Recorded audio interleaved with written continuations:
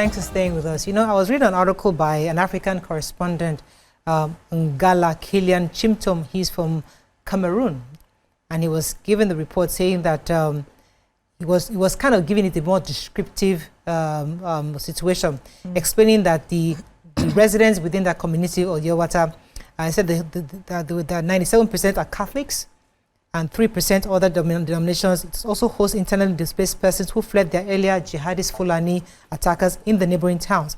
According to this spokesperson, State Governor's Office, the attack on Yelwata lasted about 2 hours and saw several houses burnt down. They added that government and the police officials visiting the village confirmed the total death of about over 100 at the time. But what was most interesting and more painful is the fact that there were actually soldiers there protecting. You know, unfortunately, many of them, a few of them lost their lives in trying to protect advancement into the communities. You know, the worry I have is, you know, when the government is completely handicapped, it's important for us to know, because recently a minister was asking us to pray concerning agriculture. I think the issue, I can't remember what it was. I wasn't around, but I was hearing that some minister asked people in the office to come together to pray, because I was telling somebody that some of our leaders really don't have a clue how to handle it. Right. And that's why we need to really be true to ourselves. Does our army, our military, who was in the past trained by the Israelis, this is the same military that defeated rebels in Liberia. These are the people that we sent to various countries. Those are older generation. This is the Nigerian military that had the stature, recognized stature. You know, when you say you're in the military, people respect that entity. But today, it's really worrisome that we cannot defeat this issue. The headsmen. Yeah, so I like what Tope said. Abi, it was you that said it, that when you don't handle an issue, they said, there's something my father-in-law always says. He says, if trouble is squatting, push it down. It's easier to push it down. You can even push with one finger.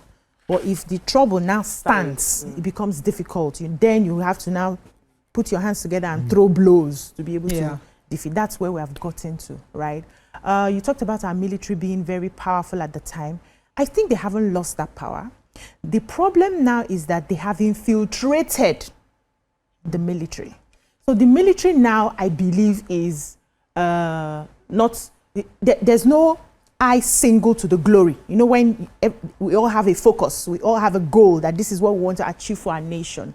The military, I believe, my personal opinion is that they are a bit divided, because now they have people who have infiltrated into the military who are part of the other side, who are part of trying as much as possible to destabilize the country. They are there. So when the military is planning, this is our plan, there are people there who would be, giving out the information. That's why it seems like the military has lost the glory and the power that they had before.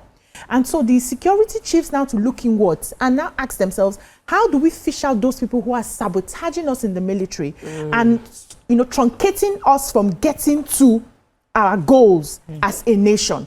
If we don't solve that problem, we're still going to have issues where we feel like our military is powerless, because you're making a plan here. You're trying to, fish out the bandits, the criminal headers, and, terrorists and all of that. And there are people working behind the scenes against you. So you will not get the desired results. Exactly. So we need to be, like you said, truthful to ourselves. Where is our problem? What exactly is the color of our problem? Let me take this call from Moses from Makurdi. Thanks for calling, Moses.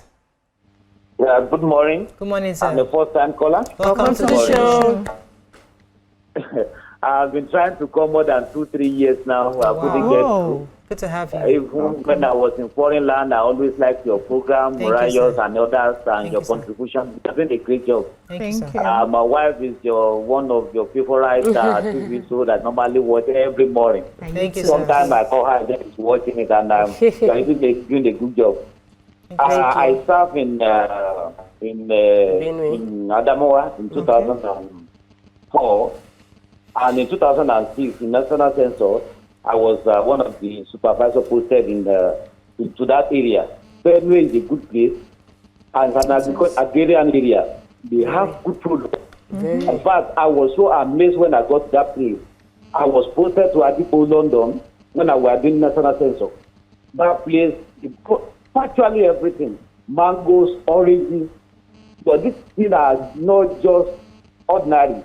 This is an attack on Nigerians. And this is an attack on us as a nation to rise up to our occasion. We are not telling the truth to ourselves.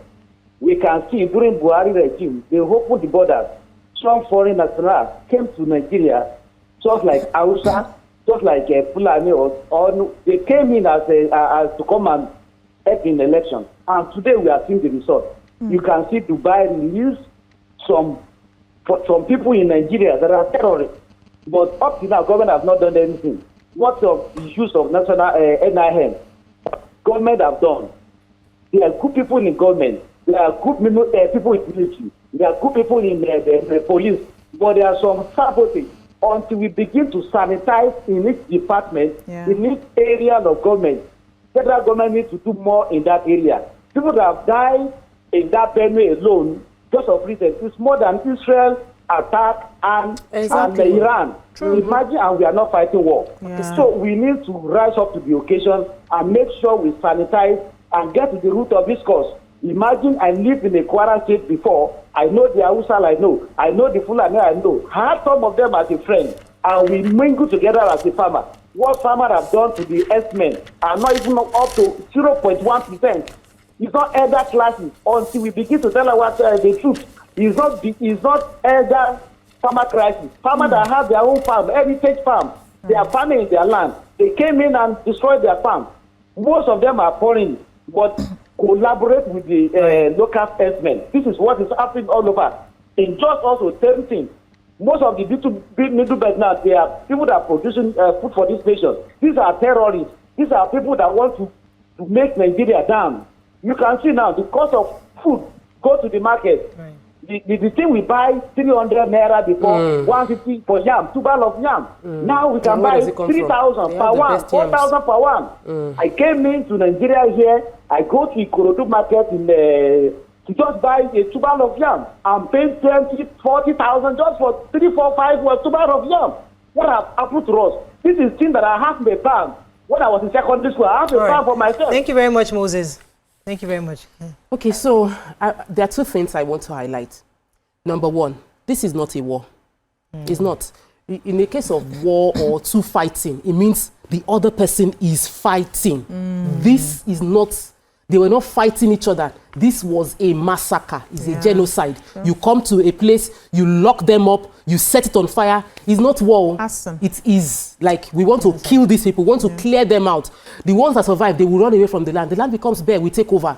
So let's talk about the fact that this is a taking over. Yeah. We're talking about the fact that every land that has been evacuated based on this crisis has been taken over by a group of people. Yeah. It is a war over real estate. It's land. It's land. And the people who are original settlers are being driven out. Let's also deny number two, there's a ethnic coloration. The Catholic people have accused that there is an ethnic coloration, and we would like the government to speak concerning that. Because when we hear and we're not discussing it, when we hear it and we don't mention it, and we say, oh, these are criminals. Yes, we know they are criminals. These are, the Catholic Church has shut down on the 1st of June. I took that story. I had to go and find the story that they've shut down this month. They had to shut down 15 of their dioceses based on the fact that their people have been killed. There is nobody to even attend church. The entire community has been ransacked, and they made this noise out. Then we are seeing barely within the same month when they shut down 15 parish, that another attack is taking place, which means the parish where these 100 people have been killed would also shut down. There's nobody that will go to church there. Exactly. So why are we not addressing these elephants in the room? Is it true the allegation that there's religious coloration? Is it true that it is ethnic cleansing? Is it true that some people are taking over this land after these fires take place? Who are the people taking over the land? Can the military, BBC was asking, do we debate that?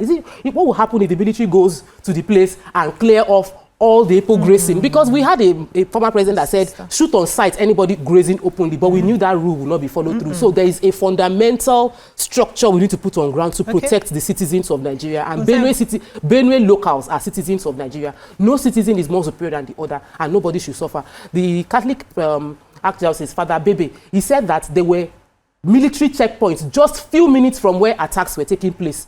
military checkpoints few minutes from it, and that it seemed like he doesn't know whether the military is helping or not helping. Oh. These accusations are strong, and I know the military is working because we read the stories as well. So it means that the military, there must be investigation carried out within Benue State why the military is not being effective in protecting lives and properties. Let me take this call. Good morning. Thanks for calling. You're live. Go ahead, please. Hello. Morning, sir. Go ahead, please. Good morning. Good morning. My name is Dominic Alexander, calling from Lagos. You're live. Go ahead, please. Please, if this killing is happening in Yoruba land, like Kwara, Oyo, Osun, Lagos, by now all the forces will be take over all those states. Really? Why the chief of army staff is sleeping, and the IG is sleeping, the DSS are sleeping? Why? I'm from Middle Belt. This is happening to my fellow Middle Belt. It's not good.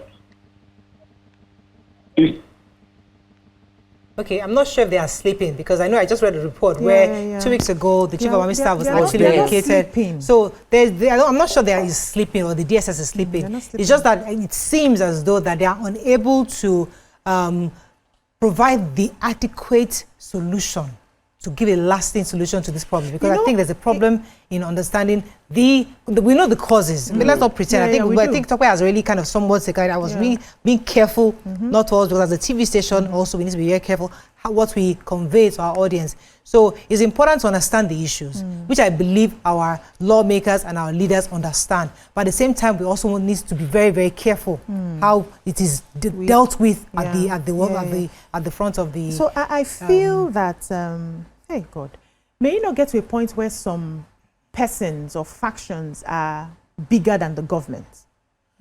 Because this issue is not as easy as it seems or as easy as it looks with the common eye. I think there's something at play here that we know we can't say. The government knows they can't say. The government is trying to also be careful in how they handle the issue.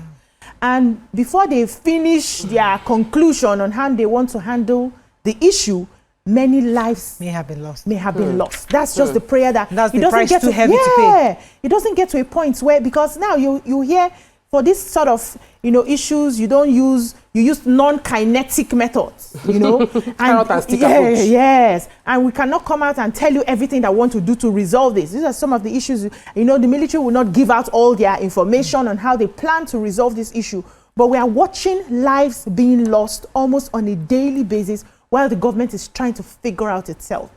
This is the time where sometimes I like this very direct approach where we take the offensive. Not waiting to defend, but we go offensive. And fish them out and deal with them and make noise and tell everybody if we are caught, you are finished and all of that. Sometimes some of these methods are needed in order to preserve the many innocent lives that will be lost while we finish figuring out the non-kinetic ways to handle the issue. So the government needs to decide on how. They know the issues, they know what is happening, they know the compromises in the cabinet, in the offices, they understand these things, and they cannot come out and tell us. We also cannot open our mouth to say exactly what is happening. But they need to decide very fast how they want to handle this going forward, so we don't end up losing lives while they're waiting for non-kinetic ways. Let's go on a short break. We're wrapping up with this conversation, but you see, as we are talking and discussing, people have died. As we're talking and discussing, people have been displaced as I speak to you. I think NEMA has a report, which I'll read after when we come back from the break.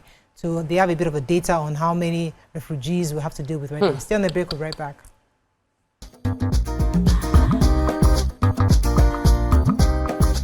Stay tuned.